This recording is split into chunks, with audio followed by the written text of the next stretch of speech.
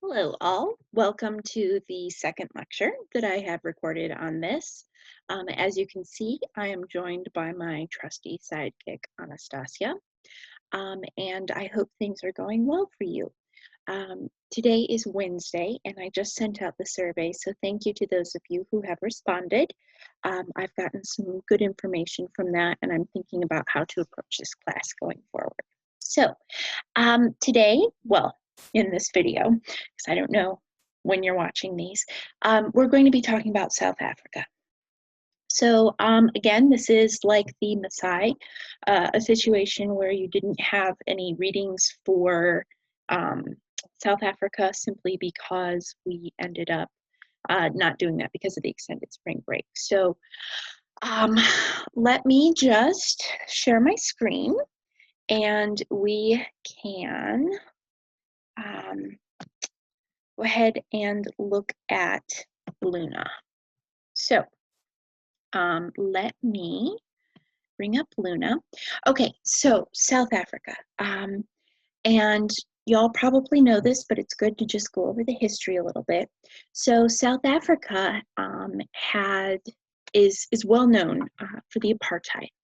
So the apartheid means apart, essentially. Sorry, cat. Um, It became official in 1948, but it was essentially in place before then. And what it really means is simply segregation.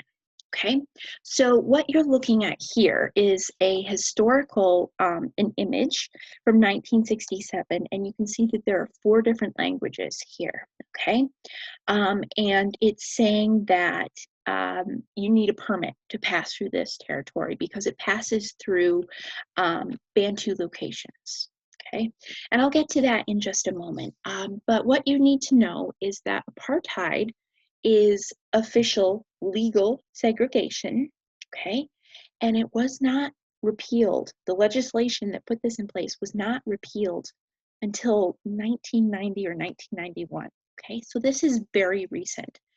To give you a little bit of context, I was born in 1990, so it's a lifetime away, but a short lifetime, a very short lifetime.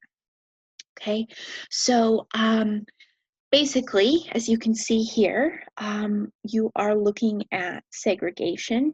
Okay, and the four languages that are listed here are English, Afrikaans, Northern Sotho, and Ndebele. Okay, so basically, right, if you think about segregation in the American South, it's a similar concept, right? Separate living spaces, separate jobs that can be done by these people, separate facilities that can be used, all sorts of things. Okay, separate educational systems. Let me move this down a smidge. Okay, so this one is titled Europeans Only. So in the 1950s, oh dear, hopefully it will load. In the 1950s, over 80% of all the land in South Africa was appropriated for the white South Africans, okay? And it was a very small minority of people in South Africa who were white, as opposed to people who were black, who they were born in Africa, their ancestors were born in Africa. People who are white in South Africa are descendants typically from the Dutch. And we're going to talk about the Boer Wars in just a moment, but those are Dutch descendants. And Afrikaans is actually related to Dutch. I don't know if anyone here likes Seether, but Seether is actually from South Africa, and they have one song that is sung in Afrikaans, if that interests you. So as you can see here, this is titled Europeans Only, okay? So if you look at this image, you can see that there is affection between this probably nanny and the little girl that she's tending. Okay, look at the look on her face. She's not even allowed to sit beside her. Okay, this is what the segregation has enforced. All right. Um, Again, non-Europeans tell her, okay, these are girls cleaning their schoolhouse. Okay, this is municipal housing scheme. This is from 2006. And something else that was enacted in South Africa that you can see here. See how it says needs a permit? Okay, so there are these pass laws that are enacted. And the pass laws mean that you need to have, obviously, a pass in order to go certain places, to pass through certain territory, to be out after curfew. Okay, and this is enacted for the non-white peoples. Um, and there was harsh punishment for anyone who was out after curfew if you did not have your documents, etc.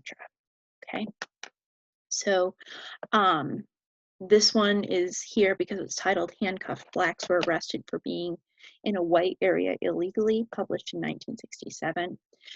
This is the Sharpeville funeral from March 21st, 1960. So there was what's known as the Sharpeville Massacre. And these were demonstrations against the pass laws, where somewhere between 5,000 and 7,000 Black protesters marched to the police station, and the police opened fire on the crowd, killing 69.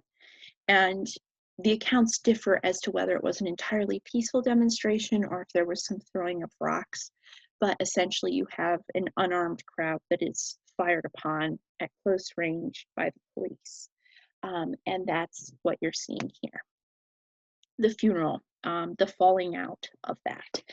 And so it was not until, and these are just documentary images, right? It was not until 1986, actually, that the pass laws were abolished. So that's just to give you a little bit of background on South Africa. Okay, so we're going to be looking at two people groups from South Africa, the Ndebele and the Zulu. So the Ndebele are an indigenous peoples to South Africa. Excuse me, and in the Boer Wars of 1882, again, this is what I briefly discussed, the Dutch settlers, their descendants, there was a battle. You can probably anticipate that it was about land and how people were being treated. Essentially the Boers starved out the Ndebele. So they laid siege for 9 months to the Ndebele, and eventually they were starved out. And then the remaining Ndebele were forced to work on Boer or white farms for 5 years. So it was basically indentured servitude. But the thing is, the farmers were not required to set the Ndebele free at the end of 5 years.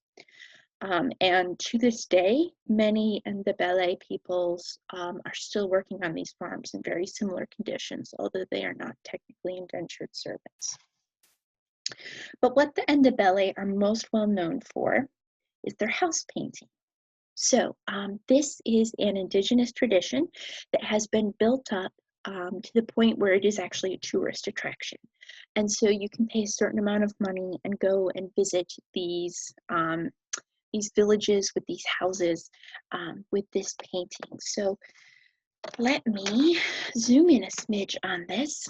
So the Ndebele are very much, it's not loading, sorry, lineage based, okay? This is also a polygamous society. So again, polygamy is the practice of one man with multiple wives. And in this instance, and this is actually not that uncommon for polygamous relationships, the wives will all have separate houses, separate dwelling places. So, and house painting, look, isn't this cool? So you can see that it is very graphic. It is very flattened and stylized, but bold colors, right? You can see all these colors here. And it's relatively all-encompassing at the outside. So, right, you can see windows, and then these thatched roofs, okay? So house painting is a woman's art. So women do this, okay? And it likely originated in the 1800s, but the first documentation that we have of it is 1923. So again, keep in mind that documentation does not necessarily mean all that much in oral societies, right? So in the West, we privilege textual documentation, right? Writing, but not all societies are historically textual. They're often oral, right? So again, 1923 is when we first documented it in writing, much older than that in all likelihood. So these houses are they're now built from things like cinder blocks and concrete, but traditionally they were built from like mud bricks and straw. But the point is, the exterior of the houses is mud, okay? And then the women wait for the mud to dry. They can use their fingers to kind of score the mud. So there's a pattern called tire tracks, which is essentially like it, etched into the mud, right, as like an outline. And the earlier instances of this house painting are they're made with organic materials, right? So they would tend to fade, so it would have to be redone. The pigments are more muted, there are less colors, right? And they tend to employ razor blade patterns. So that's what you're looking at here, right? Purely abstract, purely geometric. Okay, you can kind of see how these look like razor blades even, right? Just the general shape. And these harsh lines, again, it's very graphic. Okay, so in the 1950s, that is when you start to see the introduction of commercial pigments, so house paint, etc. And so you start to have longer lasting material, and it's also brighter.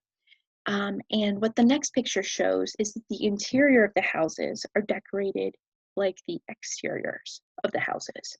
And what you see here is the royalty of this lineage. And again, it's the women who do these, right? So you're looking here at the artists situated inside their home, surrounded by their work, okay? And you can see that they are wearing the beaded aprons that we'll be talking about in just a moment, as well as the neck, wrist, and leg coils, right, with the wire. Okay, so hopefully this will load in just a second. So these houses this house painting is a way of, oh dear, I'm sorry. Okay, close your eyes. I'm gonna go fast. So these houses are a way of beautifying the spaces, but it's also how women can express their desires, right? They can essentially create, here we go. Okay, open your eyes. They can essentially create the house that they want, okay? So here you see a church, right? A church facade. And this has both the razor blade patterning, the abstract, right? Kind of jagged, kind of harsh in a very appealing way. See, razor blade here. But then you can also see what looks like stylized architecture, and that is accurate. So from the 1950s onward, you start to see the incorporation of modernity, okay? So think about when we talked about Mali, right? And the photographs of people like Malik Sidibé and Seydou Keita, okay? So remember how we talked about how they wanted to express their own agency. They wanted to incorporate Western props as a way of showing that they are part of modernity. They're not this isolated group stuck in the past, which is how the West wanted to portray them. Remember, we talked about all this quite a bit. So you see something similar here to the props in the Malian photographs, right? You see these incorporations of modernity. And this is actually a motif that's known as U-fly, literally the letter U-F-L-Y. Okay, and what do these look like? Planes. Okay, so is there a better depiction of modernity than planes? Okay, so obviously this is not someone saying that they wish their house was a plane, but just showing that they are aware of these things, they are appropriating them for themselves. Okay, you'll also see, and I'm not positive if I have any images of this, but things like windows would be painted on a house that has no real windows. You might see things like light bulbs, electricity, right? These are things that people may not actually have, but they aspire to. Okay, so and then the most famous of the Ndebele painters is Esther Malangu. So what you're looking at here is actually a BMW. And she was the first artist of the house painting variety from the Ndebele to take house painting off the house and put it onto things like a canvas, right? Oil and canvas. This is one of the BMW art car series. And so sorry. So as you can see, right, she's taken a symbol of wealth and the West and modernity, right, a BMW, and she has turned it into this work of art on wheels. And she's not the only one who has done these art cars. So this is actually very prestigious. Roy Lichtenstein, right, all sorts of very big names have made these cars. Okay, so recognition of her true artistic talent. Okay, so and then we looked at that picture of the Ndebele women inside their own house, and I pointed out that they were wearing beads. Okay, so beads have a very, very long history in South Africa. We have evidence of things like tin beads going back to the 11th or 12th centuries based on archaeological evidence. And it's likely older, but that is the archaeological evidence that we have. So what you're looking at here is a shalongo, okay? And this is a special type of apron. So girls would wear aprons, as you can see here. So these would be worn by females, and they are beaded. So beads have connections with the ancestors. Okay, this is something that has a long history in their people, very historic, rather prestigious. And so what this one specifically is a wedding apron. Okay, so this would be worn by the Ndebele girl on her wedding day. Okay, and you see that it has 5 little tabs, and that can be representative of the desire for 5 children. Okay, again, the wish for fertility. 5 cows has traditionally been the bride price or the dowry, etc. Okay, and again, you can see that so these more subdued colors that you can see, these are older, as you can imagine, right? So as beads are coming in and they're more readily accessible, right? You have brighter colors, etc. Once the Portuguese came, they brought with them porcelain beads. And then in the 19th century or the 1800s, Europeans brought glass beads, okay? And that's what you're looking at here, right? And this is a people that they wear these brass rings around their necks and their ankles. So this has traditionally been a purchase that is given from a husband to a wife. Okay, the more rings that you can wear, the more rings that you have, the wealthier. It's a status symbol. Okay, they are not worn in the way that they used to be. It used to be that you would wear as many of these as you can, and once they were put on, they were essentially on for life. And this would actually be true because once, as you can see, right, if you're looking here, you can see that the necks are somewhat elongated. And once you wear these long enough and your neck is stretched enough, your muscles will actually atrophy. And so if they were to remove these, the women would no longer be able to support their heads because the muscles in their neck would be essentially kind of mush. And what you see here, this is also beaded. So this is known as the beaded tears. It's worn by women when their sons are in an initiation, etc.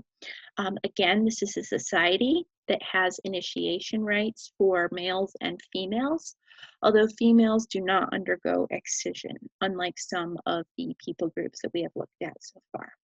Okay, so this is girls that they're coming out, so after their initiation, all right, and you can see that they are wearing these beaded aprons in vivid colors and very decorative patterns. Okay, and then the last thing that I want to talk about for the Ndebele are these dolls. So these are actually dolls, all right? As you can see, or hopefully you'll be able to in just a moment, they are doll shapes that are covered in beads. What you're seeing here are little rings like what we just saw on these girls here, okay? And these are dolls. So they would symbolize fertility, and they would be given to girls when they were younger. And then once they were married and they had their first child, these dolls would then be destroyed or passed to the daughter as an actual doll. So each girl would receive one of these fertility dolls during initiation, and they are associated with the ancestors, etc. Now, what's interesting about these, oh, and yeah, can you see how this doll here has wire wrapped around the neck, right, around the legs? So this is very much like the women that were inside their house that we just looked at. Now, you can see that many of these dolls are kind of tube or bottle shaped. They're not super doll-like. Like this one has legs, but these not so much. And so part of that is that in this area and other areas as well, women would get contraceptives from NGO workers, so non-governmental organization workers. And women really liked getting contraceptives because childbirth and pregnancy is painful, and it's not super healthy. It can be very dangerous, especially if you don't have the facilities in which to give birth, etc. So Queen Victoria actually was terrified of childbirth, and every time she got pregnant, she would lament this, right? She got pregnant, I think, like 9 times, and it really did a number on her body. And every time that she survived, she'd be like, oh my God, I survived yet another birth. So it was a very big deal, okay? So a similar sentiment. So anyway, sorry, bunny trail. The NGO workers would provide contraceptives to women, and the men did not like their women to have contraceptives, and so women would typically get shots because that's the easiest to conceal. But then they would take these little vials, right, that the medicine was in, that was injected, and they would cover them in beads and give them to their husbands. They could give them to their daughters, right, as these fertility symbols, as these dolls, but really it's concealing the container for their contraceptive, which is quite amusing, really. And I'm sure that's how it is viewed by the women as well. Okay, so that is the Ndebele. And the last thing that I want to talk to you about is the Zulu peoples. So what we're going to look at today specifically are Zulu basketry. Okay, so the Zulu divide work according to men's work and women's work. And this is actually pretty interesting. It's not what you might anticipate. So women work with hard materials. I'm sorry, men. Wow, men. Men work with hard materials like wood and metal, and they weave baskets because it uses hard materials. Women work with soft materials, okay? So clay, house decorations, right? Think about the mud that's on houses, all that sort of thing, okay? So men would make these baskets. And I don't know if y'all have seen these in person. If you go to the DIA, they used to sell these. I think they still have a couple on display. I have one. They're actually quite reasonable and they're really beautiful. But can you see how it looks slightly distorted, but this is a little bowl basket thing. And you can see the spiral here, right? And you can see that it is shiny. So this is actually not beading. This is wire that has been taken and woven, and it creates these really beautiful patterns. Okay, so metal wire has a very long history with the Zulu, and it dates back to the 1500s that we know of. Okay, so this is another society that is lineage based as well. I should just mention that. So basketry, right, has had a long history, but in the 1950s, District 6, so this is where Black people were moved from cities into rural areas, right? So less desirable areas, and they were essentially comes down to an internment camp, really. I don't know if any of you have seen District 9, the Peter Jackson film about the aliens that come to South Africa. It is actually filmed in South Africa, so the shanties that the aliens are relegated to, that they hide in, etc., those are real South African shanties where the indigenous peoples were corralled. Okay, so in the 1950s, you have these communities of people who were displaced from urban locations into camps in more rural areas. And you'd have night watchmen. And they started to weave baskets as a way of keeping themselves busy around the campfires, but also these were things that they would try to sell to make a little bit of extra money. And this is really ingenious. They initially started using scraps of telephone wire, right? So think of the wire that's coated in plastic, right? Brightly colored. And that's what they initially used. And then once these became very popular, and they were sold across the world, right? Very well known as a Zulu art form, then they would no longer be using just scraps. They would be using wire just created specifically for this, okay? So that is pretty much what I have to talk to you about today. So I hope that this made sense, and I appreciate you bearing with me, and I hope you have a wonderful rest of your day. So let me stop sharing and see ya.